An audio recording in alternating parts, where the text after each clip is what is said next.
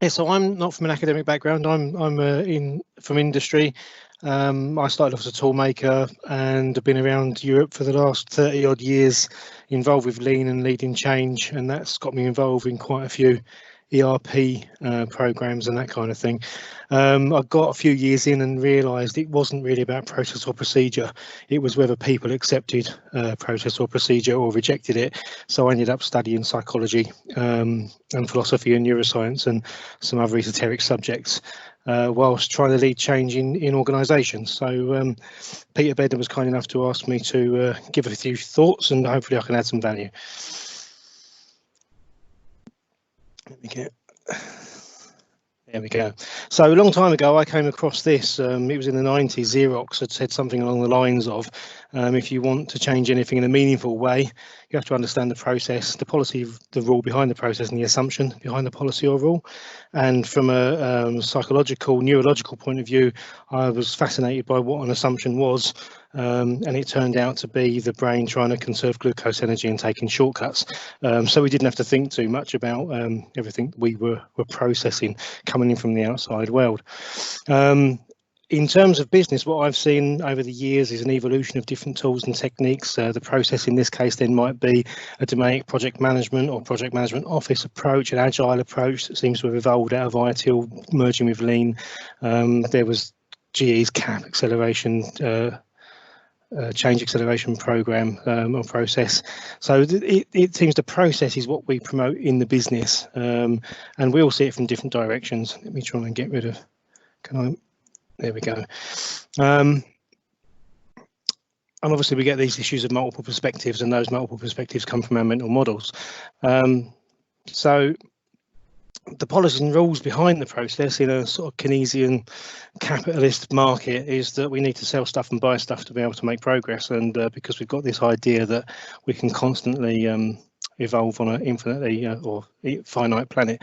So as I think David Attenborough said at one point, so the two objectives really here is to sell a predetermined solution and buy the popular approach. And we buy the popular approach because it's safe, and the popular approach is the processes that get marketed. And for me, then, an assumption we could suggest as they evolved in respect to this sales process is that if we introduce technology into otherwise consistent cultural and sociological environments, then the people that have spent their whole lifetimes developing deeply imprinted biases and defence mechanisms and coping strategies and all the fears that drive them to act the way they do will overcome all that and just accept this new thing that in various ways might be presented as a threat to them and the way they respond to it. So in summary, what we're looking at is process. Everybody likes that. It's tangible. You can buy it. It's got a value. We buy and sell things because, and especially from larger organisations where they've got a brand name, because that's our insurance policy. It keeps us safe. But what really doesn't seem to me to be a major focus in the market is that emotional response, that need to be safe in terms of our buying habits, to the assumptions we make about what we can and can't investigate in terms of a solution. And we don't ever get, or very rarely get into this issue of biases, defense mechanisms, coping strategies, and the way the brain works to protect us. So what I'd like to try and do is understand assumption through the science that's available to us, and then see if the change to mental models through the application of logical process is something that actually happens, or is just groupthink because it suits the economic model.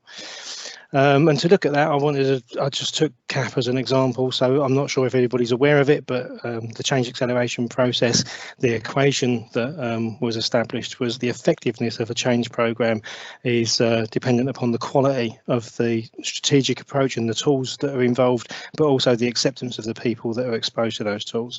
And what happened generally, the brief history for CAP is that in the late 80s, there was this program called Workout, which was based on quality circles, which was the predecessor to total quality management, and then world-class manufacturing and lean, as we call it today, but basically the Toyota production system as it had been marketed.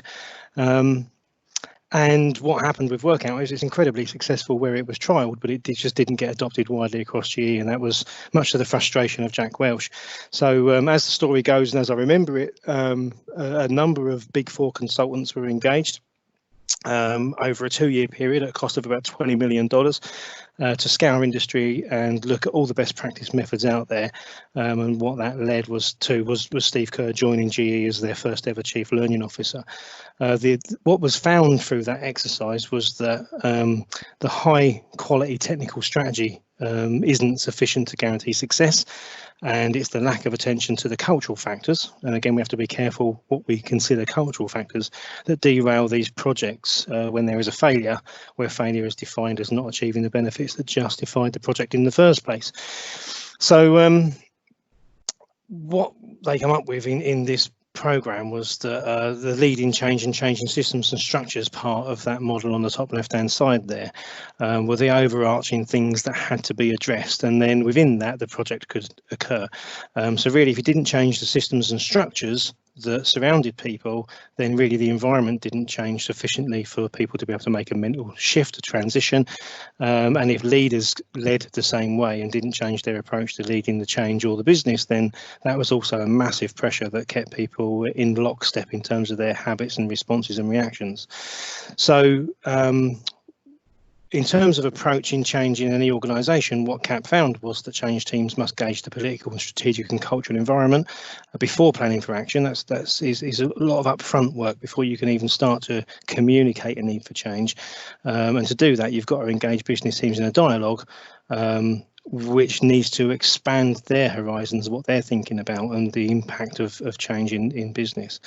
And really the objective was to find out how to create a shared need, understand and deal with the resistance, and build an effective strategy for the communication plan. But that really hasn't filtered through into the market, and it didn't really work for GE.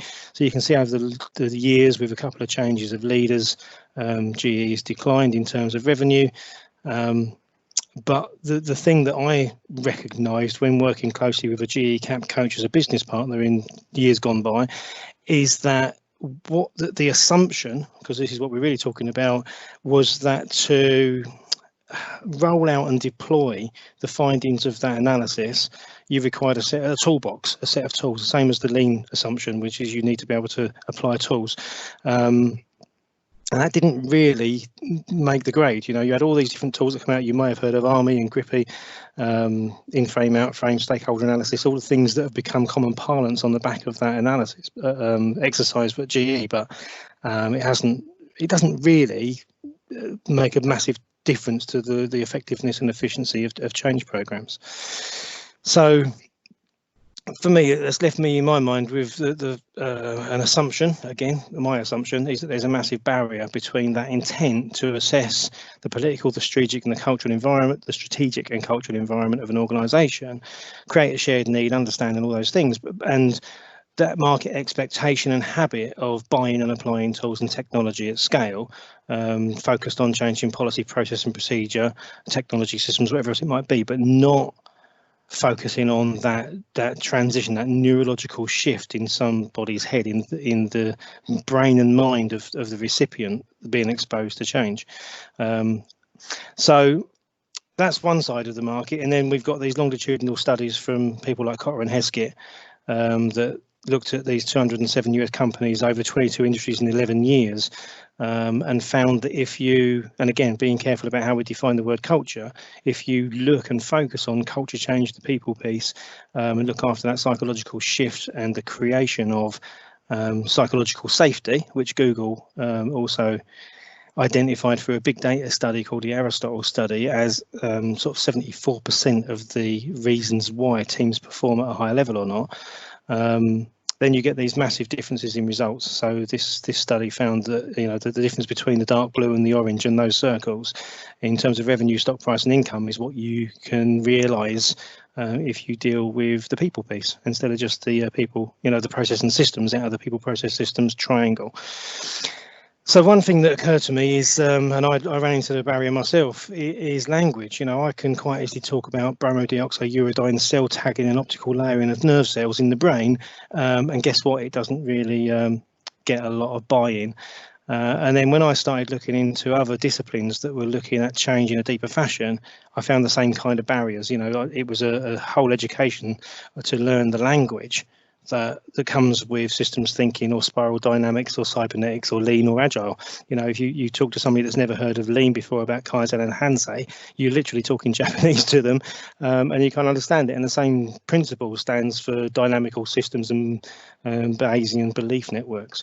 So language is a massive barrier, and I've run into that barrier, like I say, a number of times. And what I've found is psychologically, you can't take people too far. And if you do try and introduce complex language too soon, what you do is provoke a neurological and psychological away from response. So basically, a defense mechanism cuts in and people start making you wrong because you're too far detached from their current worldview. So what we try and do is get the language very simple. And what I thought actually one of the most popular project management models in the market was Plan, Do, Check, Act from Deming.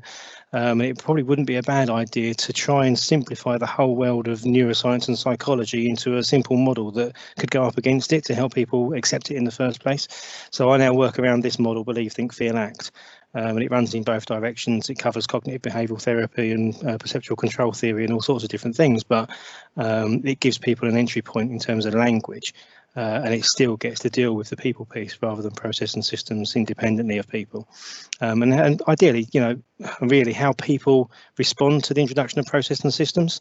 So, you know, imposed control learns to psychological issues like learned helplessness. So if you impose a new IT system, information system, ERP system, whatever it might be, then you quite often find people shutting down and changing their psychological and emotional responses, their behaviours, reactions, and habits, to put it simply, which doesn't lend itself to the outcome requirements of the change program. So you end up slowing change down by ignoring the people piece. The things that are in control for people is an extension of the BTFA model. It's exercises I take teams through these days, and it's the physical, risk, social, systemic control and controlling the environment and the language that's employed. So there's a few notes there, but I mean, just to I'm conscious of time, so I'll go through the last couple of slides quickly. I was involved in a £30 million SAP implementation project. I found on the organisational change management document that came with that under the ASAP 7 project management guidelines, a sentence that pretty much read, "Don't let people get in the way of your change effort," on page 4. I found that within this OEM, there were 3 primary suppliers. And when they did their kick-off meeting, there were 4 divergent agendas, which really confused everybody. There was lots of mixed messages in the business just through the nature of the way the project was being approached. There were 140 contractors on site, all getting paid £300 to £600 a day, while the rest of the business was talking about cutting back on expenses. You know, there were 27 other change initiatives running parallel to that change program in the organisation, and the change was huge because it was imposition from political and regulatory levels. And that's, you know, when people are on the receiving end of that, they feel controlled systemically, leading to this learned helplessness issue. The risk is high to them because they can't be certain of their security. Power distance relationships get bigger as consultants come in with new language, and the physical environment really doesn't change to support any of that. It's the same old, but with lots of new things going on. So you can understand why human beings respond negatively to change programs when we look at it through that lens. So we want to create the conditions in which people can perform at their best, and to do that, I think it's probably worthwhile taking some of that knowledge and challenging some assumptions. So looking into soft systems modelling, I've found that, you know, some of the I don't know, the attitude, it's only in a couple of papers I found this, but basically if a system is designed to work logically, then it's good. It's accepted that 1 + 2 = 3, and you carry on down the ABC route. And there's lots of logic in our culture, all the way back from Aristotle and syllogisms. And then people are messy, messy, wicked problems, mainly looking the way people's brains work, and they come along and mess up the logic.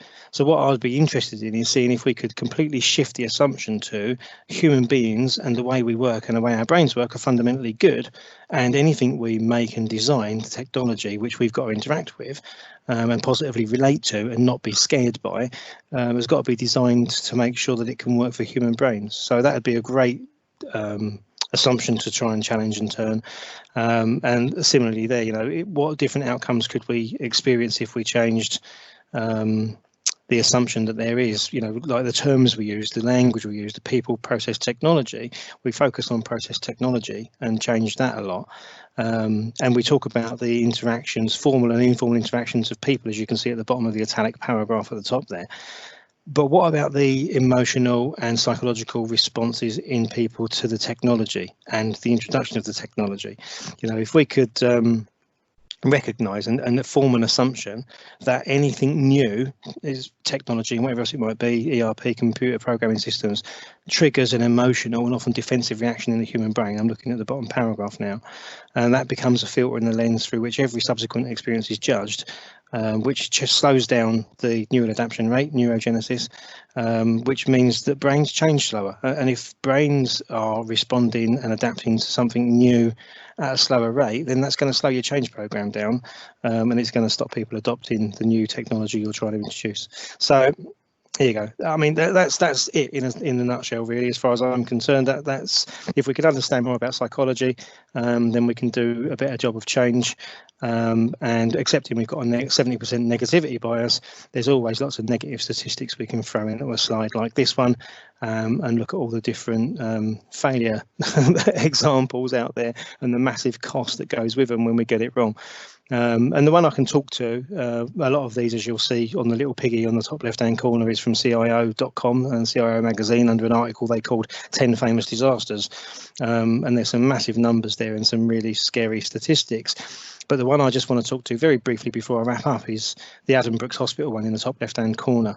I knew a sister that was working there, and for 9 months, she appealed to the IT implementation team to listen to her, because the whole objective was to stop having to sign in so many times during the day, every time they moved workstations. So they were given a mobile tablets to be able to stay logged in and take their access to the information system with them. And she recognised that the corridors were so long at Adam Brooks, the Wi-Fi boosters couldn't keep the connection between one department and the next. And no matter how hard she shouted and how many roofs she raised to try and get heard and noticed, nobody took any notice of her and carried on with the solution that was all predefined and assumed to be the right solution. So in the end, the failures of that system looked like a year and a half, 2 years worth of expensive consultants on site doing lots of IT implementation work, and them still having to sign in on a regular basis, taking up hours and hours of their day because the Wi-Fi connection kept dropping out. So it's that kind of thing. If we can just be a bit more open and care about the human piece, and work with the people that have got the intuitive knowledge of the systems we're trying to improve, then there's huge opportunities to do a much better job than we're doing right now. So that's it for me. So let me escape and get back to Teams. Sorry. Thank you so much for this great talk. So let's just open up the discussion.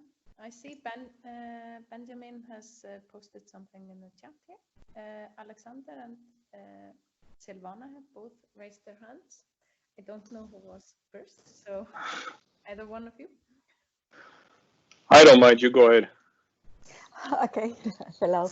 So I find it quite interesting what you have explained. I mean, I think my first ERP rollout was 1995, so quite some years ago. So I can really say yes to most of the things, or to everything you said. I just want to remark from my perspective is that at the same time, they are really technical issues, and they are things related to understanding the requirements, to understanding what the people need, to a lot of, I would say, ignorance in the sense of consultants at what the solutions can provide. And I think it's a mixture of what you have explained, the human part of the whole thing, and the technical part. That's yes. So that's my comment. But thank you. I really liked a lot your presentation. Thanks very much. No, I do agree. I mean, I think what we're really good, and we've got massive amounts of knowledge in terms of the technical and the process, and you know, and there's infinite development in that phase. But I just don't think we know enough about people yet. So that's probably the long and short of it.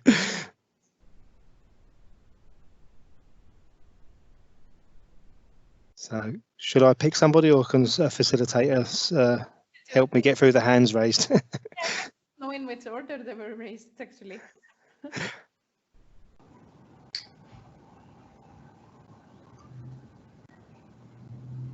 David, you just pick one.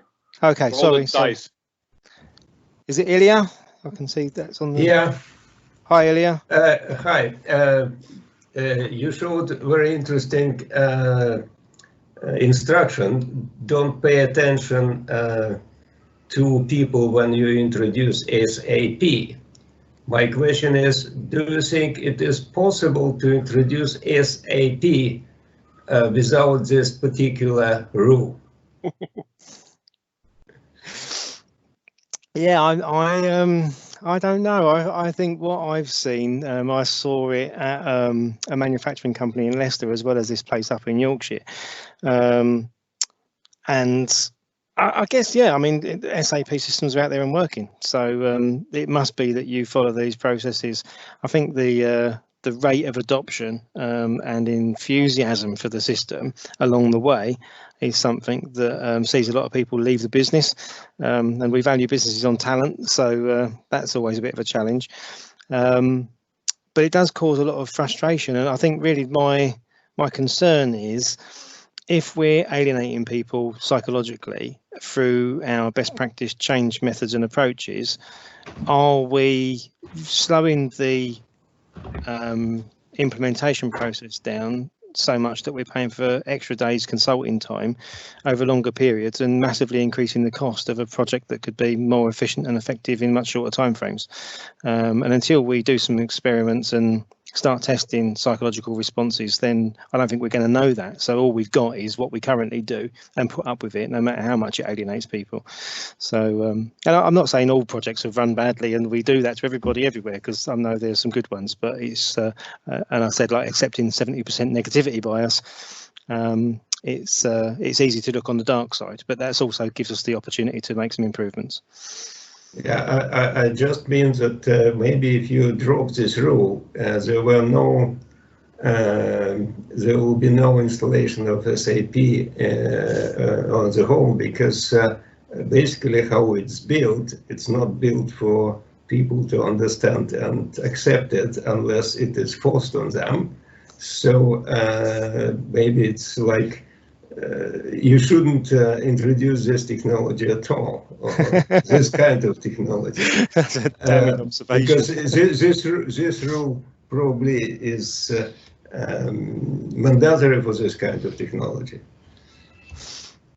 Yeah, no, that's an interesting point. You know, would we ever get anywhere if we didn't impose it? But would we get there faster if we didn't impose it? I guess is the corollary to that.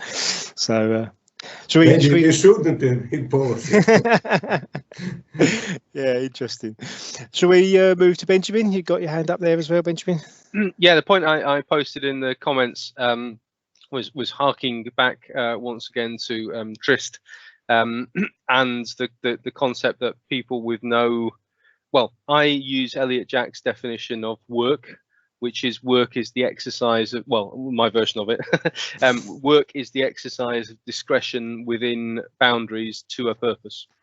And I think if people are lacking boundaries, if people are lacking a purpose or a connection to that purpose, and if the boundaries are not set so that they are a stretch and a fit to the person, and perhaps this goes to Ilya's question about who should be in what role. My point would be that it should be a fit to the person and a stretch to them in various dimensions: technical skills, adult development, cognitive capability, capacity at that time, etc., etc. Then negative results, lack of discretionary effort, alienation, psychological problems, and all the things that you've talked about will follow. I think a lot of psychological safety comes from that. Clearly not all, because clearly there is a dimension also of what we try and address through things like honest conversations and a learning loop. But I think you're talking into the same space. That's the point I was trying to make. But I think that definition of work is quite a useful one to hold on to. The exercise of discretion within boundaries to a purpose. I think without any of those three factors, then it all breaks down. Yeah, I like that. I like that a lot. It's I have heard it in the past. I think so. Where I've gone in my thinking is through the neuroscience route, because now I love the idea of purpose, and people have to have purpose, and that obviously links into like Simon Sinek's golden circle and having reasons why and all that kind of stuff. But I've looked at it now from a neuroscience, neurotransmitter perspective, and what's actually going on in human brains when they're making progress towards a future state, a goal, a direction, whatever else it might be. That they've defined for themselves to be good, and what we're doing is triggering the release of dopamine into another one of these long terms, dopaminergic mesolimbic pathway, that responds well to dopamine and part of our reward mechanisms. So if we want people to go towards something psychologically, what that really means neurologically is create conditions that trigger the release of dopamine so people can feel like they're making progress, and that feeds into then goal setting and structuring change programs and project management and all sorts of things. And I think, again, if we've got a common purpose, and this is where we need to really, I think, test and change the language. If the common purpose is to do the best we can for human brains to make sure that we've got the best chemical mix being triggered for release and not a negative emotional response, then that necessarily has to, you reverse engineer from that point, and that has to inform your approach. And if at the moment, if we do that and then look at what's done in practice, there's a massive gap, huge gap. So it's just about it's gap analysis. We've got to look at all of the science and the parameters and close the gap. Great. So no, thanks, Ben. That's great. Who we got? Roger. He's up next, I think, with a hand up. Yeah. Hi, David. You come from a very interesting perspective, which is a practitioner who's learned stuff. So if I can say that you've got maybe a greater dynamic range for most of the people who are at what is an academic conference. Yeah. So you can go sort of practical, you can go academic or somewhere in between. So if I paraphrase, I think it's the Obama stuff about when they go low, you go high sort of thing. I was just wondering, in your experience, how often do you go high, i.e. do you head towards the sort of academic theories, or how often do you not go low? But you know the kind of idea in terms of pitching it and selling it. When people are struggling and require more trust, does the academic argument win, or is it used, or is the practical argument win? So I've had a recent, again, this is a 10-15 year journey of exploration and learning for myself, because first of all, I got fascinated by the academic stuff. Realised I could understand it if I read it enough times over. And then felt so inspired by it all that I thought everybody else in the world should know. So I was talking in all this big, spurious language, and didn't get the engagement for many years, much to my frustration and poverty. But again, I've tried to strike a balance, because I've got, again, some assumptions and beliefs in my mind is that if you don't raise the bar, then nobody's going to improve. So there's a danger in that whole principle of going to Gemba, and going to where other people are already at in their heads, that you stay at that level. And then people suffer from the Dunning-Kruger effect, which is to know a little bit about something and think they're experts very quickly. And really, it's that, do you dumb it down so far that it becomes wrong and useless, or do you chance alienating people by trying to make it too highbrow and losing them along the way? And so I think that's what you're talking about. So I've tried this in various ways. I've done some projects where I've turned it all much towards more the pop psychology kind rhetoric, and had fantastic success, sort of double-digit 63% EBITDA improvement in year mid-recession. It happened to be back in 2009, with an automotive tier one company that was obviously, everybody knows, in a market that was 27% down globally. And they had been making a loss for 5 years. The MD was very frustrated. He turned around to a friend of mine that said, this is, a culture problem, and then realised they didn't know how to define culture. So I've been banging this drum for a bit then. They got me involved. I did some work with them and completely rejigged their strategy and had a fantastic success. More recently, I've tried to deliver some training to a global change team in a multi-billion-pound manufacturing company, and the VP that I engaged with and his training design team wanted a bit more highbrow, didn't want to dumb it down too much. But then we had a great 2 days, fantastic, talking much more about neuroscience and psychology and how my people do or don't change. And at the end of it, the guys turned around and said, do you know what? We probably didn't need all that if we'd have just focused on the BTFA model. It would have been great because, they trusted my knowledge and that the model would work, and they just wanted something simple they could apply in practice. And so out of 2 days talking about psychology and neuroscience, went off and committed to using BTFA modeling everything they did across their 5-phase, 5-year change program. So I think the answer really, as I'm starting to find out, is you go where people are at and you make sure they're comfortable, because if you elicit a negative emotional response, you lose them immediately, and then you're just trying to play catch up from that point forward. So for me, it's been a long learning curve for me personally, but I'm now in a position where I'm saying that let's just start with believe, think, feel, act. It engages a conversation. We can gently allow people to expand from that point, and then that gets them going where they need to go. I hope that answers the question. Sorry, it's a long-winded answer. Good. Thank you. Who else we got? Alexander? Yeah, hi. First, thanks for the great presentation. I particularly like the Xerox example at the beginning because I'm currently rereading Fumbling the Future again, which you probably know. It's an amazing thing. Anyways, so I was wondering about sort of the interconnectivity between different people in different parts of the organization, because I mean, Ilya is right in the sense that SAP is absolutely horrible to use, but every controller is going to tell you, yeah, it's the best thing ever because I just press a button and then I get my numbers and I can impress my boss with it, right? So how much do you think is it about, like, I don't know how to paraphrase it, but like, I don't know, we take one for the team now in the sense of I'm doing this now for you, and now in the long run, you're going to do something for me. So sort of like the dynamics between different departments and different people in the organization.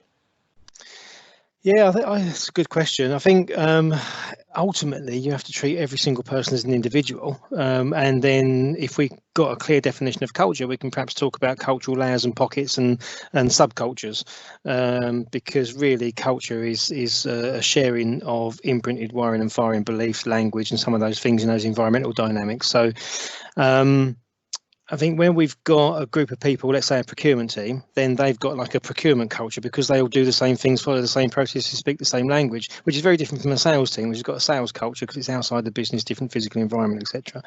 And I think really in terms of the communications plan and OCM type strategies that, again, in that ASAP 7 model I gave, happened 4 months in, which was way too late because it's trying to shut the door after the horse has bolted.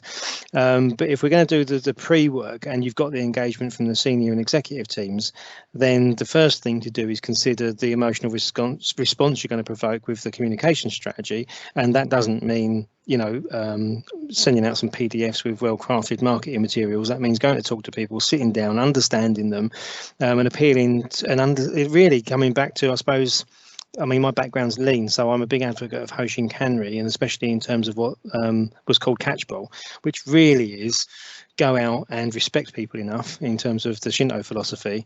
If you've got enough respect for people, and like Taichi Ono said, you respect their precious, or you need to protect their precious energy because you've got such high respect for humanity, then what you're trying to do is the best for the people involved.